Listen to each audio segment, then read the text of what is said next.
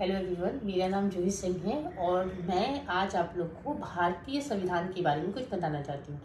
अब भारतीय संविधान क्या होता है और ये किस तरीके का है। सबसे पहले तो हम समझते हैं कि जब संविधान बन रहा था तो वो उसके निर्माण के लिए हमारे पास उस समय जब अंग्रेज छोड़ के चले गए थे और विभाजन भी हो रहा था, जाति प्रथा, बहुत सारी ऐसी चीज़ थी, सामाजिक बुराई थी जो अपनी चरम सीमा पे थी। उस समय एक ऐसे संविधान का निर्माण करना था जो हमारे देश को एक अच्छी भविष्य की तरफ ले जाए और उसके लिए हम सबसे पहले कॉन्स्टिट्यूशन बनाए हैं। अब हम देखेंगे कि कॉन्स्टिट्यूशन का जो आदर्श है वो किन पे है। जैसे अगर हम ध्यान से देखें तो कॉन्स्टिट्यूशन जो होता है वो दो तरीके के होते हैं। एक होता है संघात्मक और दूसरा होता है एकात्मक। संघात्मक का मतलब क्या होता है?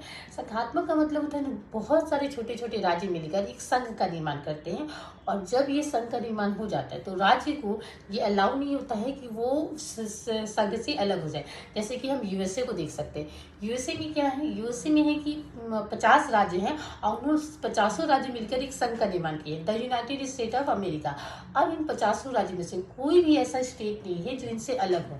इसी को हम लोग बोलते हैं संघात्मक। इसके साथ ही अगर हम एकात्मक को देखें, एकात्मक का क्या मतलब होता है? एकात्मक अगर संविधान रहे तो उसमें क्या होता है, सेंटर जो होता है वो बहुत पावरफुल हो जाता है और स्टेट की उतनी वैल्यू नहीं होती।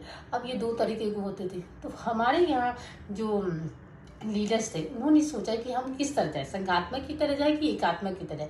संघात्मक की तरह जाने में भी ये है। अब फिर हमारे लीडर्स ने सोचा कि हम क्या करते हैं, दोनों को मिश्रण, मतलब दोनों की विशेषताओं को लेते हैं, संघात्मक को भी एकात्मक को भी।